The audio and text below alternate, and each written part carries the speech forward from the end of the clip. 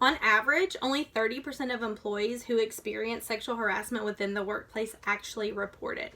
This is largely due to fear of retaliation, and also a lot of people don't know the proper channels to take to report harassment. The article that I researched is Unwelcome Advancements in the Workplace, written by Rita Perillis. This article is basically about bringing awareness to sexism and sexual harassment within the workplace, which is oftentimes overlooked and kept quiet.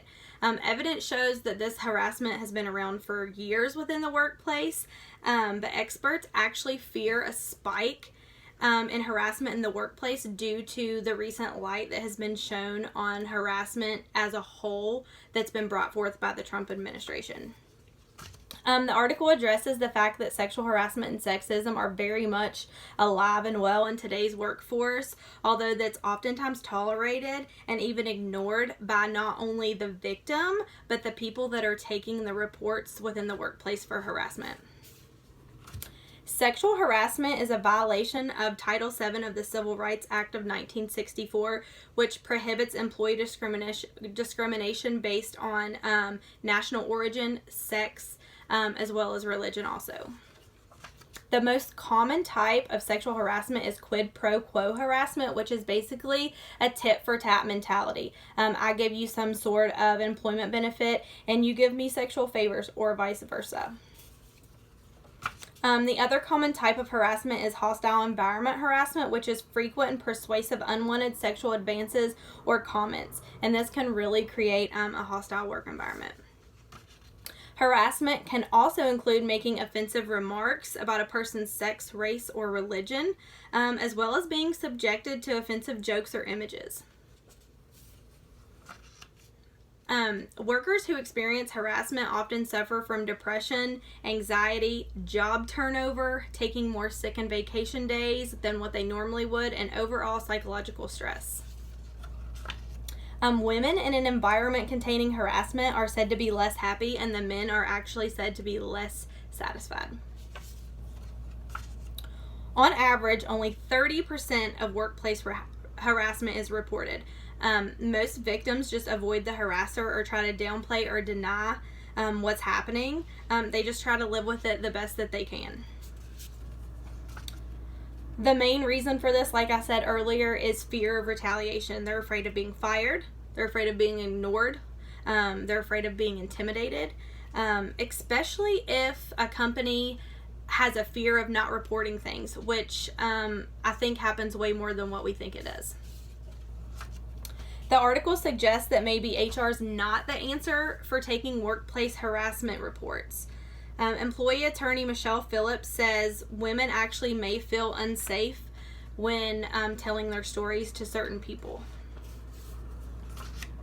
Liz Wasco, who is another employment attorney, advises employers to provide multiple ways for employees to report harassment, not just going to HR or filling out a report. She suggests actually having a hotline to report your harassment to, or even having an HR rep that is specifically there to hear stories and take reports solely on harassment and nothing else. I feel like sexual harassment is something that we as students need to prepare for, as well as learn how to handle in a professional setting. We need to be very aware when asking or accepting any type of favor or assistance in the workplace. This is definitely something that happens in the workplace. I have personal experience with a supervisor making highly inappropriate comments to me whenever I was pregnant. It was a very stressful time for me. I think it's very important that we don't let these things go. I did have fear of retaliation, and I did have to fight for everything that I got. And had I let it go, he would have kept on doing this to me and several other people.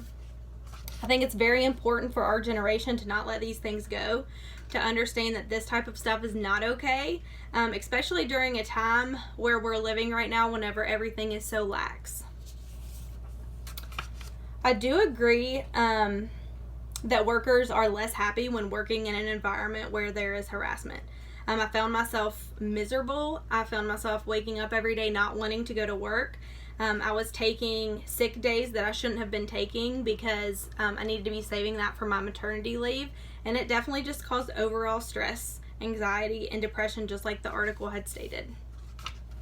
I was really shocked to read that only 30% of harassment gets reported. I think it's really sad that over half of the people who are being harassed stay silent. It's our time to stand up and make a change. We're the ones that are going to be graduating. We're the ones entering the workforce. And if anybody can make a change, it's us. And it's time that we do that. I do agree with the employment attorney, Michelle Phillips, on the fact that women may feel unsafe reporting their stories to certain people. I know I had one person to report my situation to, and she was very close with my supervisor, who was the one harassing me, and it was a very uncomfortable situation for me. I loved the idea of the hotline. I think that is great. I would have much rather have talked to a hotline than somebody that I knew was close with the person harassing me. Like the article states, even with the best policies, if you aren't proactive, it means nothing. To conclude my assessment, I will leave you with 5 recommendations for building a harassment-free workplace. Fellow students, we need to look for this type of establishment to work for. Employers should assess their workplace for risk factors associated with harassment. Adapt and maintain a comprehensive anti-harassment policy and talk about it frequently with all of your employees. There should be several channels for reporting harassment, and investigating should be prompt and definitely kept confidential. Employees should be alert for any type of retaliation and make sure that it does not occur. And lastly, employers should offer regular trainings and make sure that everyone's up to date. They know who to go to, they know what to do and what to say, and they aren't afraid to report it. Good luck in the workforce, and happy job hunting to all of my fellow students.